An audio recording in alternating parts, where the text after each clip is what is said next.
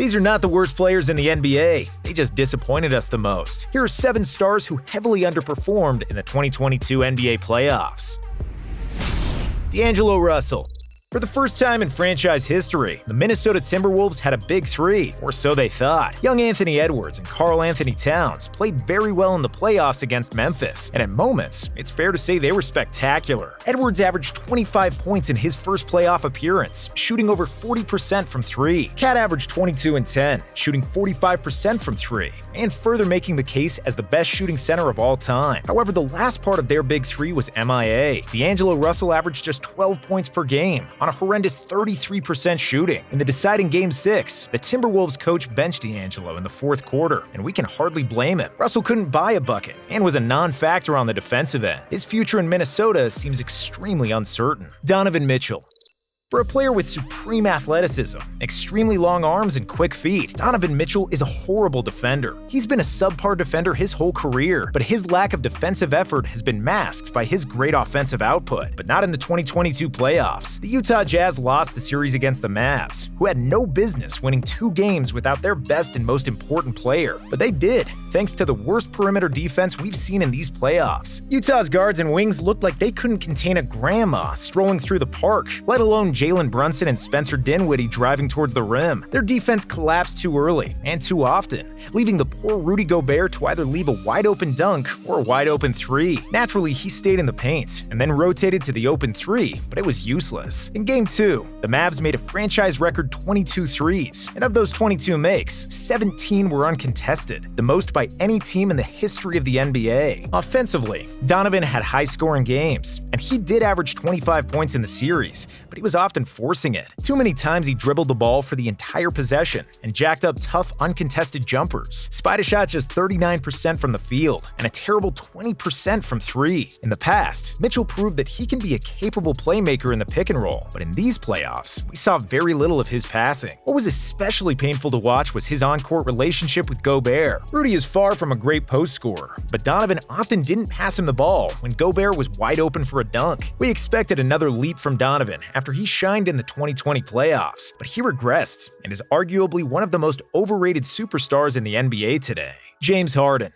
Harden's left drives to the basket used to be one of the most unstoppable offensive moves in the NBA, and there are multiple reasons why Harden was so effective. Supreme ball control and silky dribbling, paired with exceptional strength, low center of gravity, and an elite first step, allowed Harden to create an advantage against pretty much anybody. James's playmaking mastery and the tendency to find an open three-point shooter limited the amount of help the defenses could provide on his drives. And if all else failed, he could take his patented step-back threes or initiate contact to draw the foul. Harden's left drive was such a powerful weapon that it guaranteed a playoff berth and at least a couple of wins in the playoffs. That is simply not the case anymore. Harden's first step disappeared. For the majority of the 2022 season, James couldn't get past his defender. His step-back three was not falling, and his effective field goal percentage dropped by 7%. However, the Beard is still a top-notch playmaker. Harden's ability to push the ball through a forest of hands into the narrowest of spaces is at the very top of the league, and he showcased his splendid passing in the series against the Raptors, where he dissected Toronto's defense with 10 assists per game.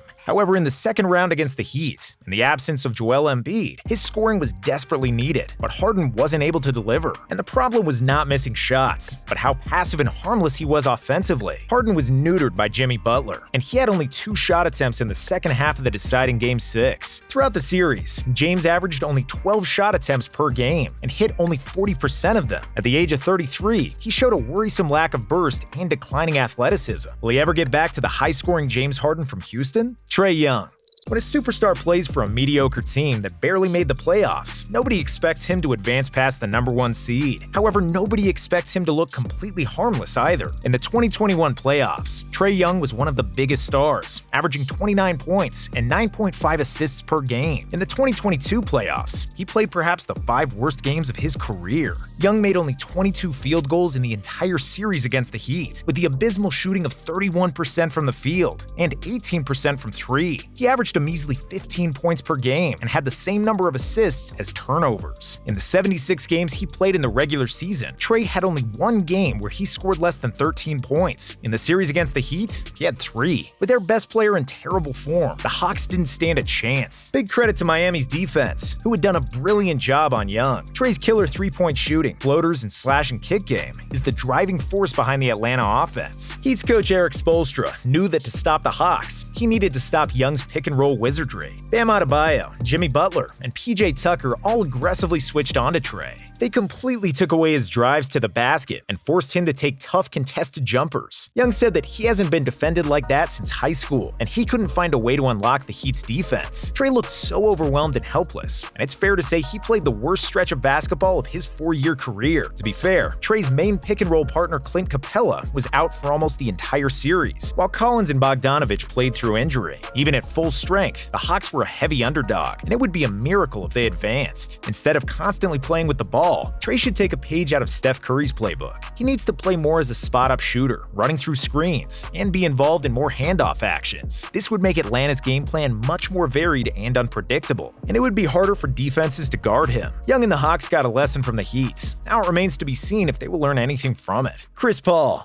When he's playing well, he's a point god, and when he's not, nobody is saying anything to him. Why not? Patrick Beverley heavily criticized Chris Paul during his guest appearance on ESPN, and despite the obvious rivalry between them, we have to admit that he was kinda right. Chris Paul did play like a point god in the first round of the playoffs against New Orleans. After Devin Booker got injured in Game 2, CP3 single-handedly won Game 3 with 19 points in the fourth quarter, finishing the game with 28 points, 14 assists, and 0 turnovers. In the deciding Game 6, he was perfect, literally. Paul led the Suns to victory with 33 points on 14 for 14 shooting from the field, plus 4 for 4 from the foul line. It was an NBA playoff record for most points without a miss, and Paul was one of the best performers in the first round of the playoffs. In the second round against the Mavs, Paul and the Suns got to a great start. They took a 2-0 series lead, with CP3 orchestrating the offense, averaging 23 points on 60% shooting. And then, an abomination. In the final 5 games of the series, he was held to 13 points or fewer, and turned the ball over 3.6 times per game, with less than 6 assists per contest. We wonder if he was injured, because that's the only thing that would explain such a huge drop-off in performance. We understand that CP3 is 37 years old, but he has a long history of big playoff flops, and because they got blown out so badly on their home court, this one left arguably the worst aftertaste of them all. Kevin Durant and Kyrie Irving.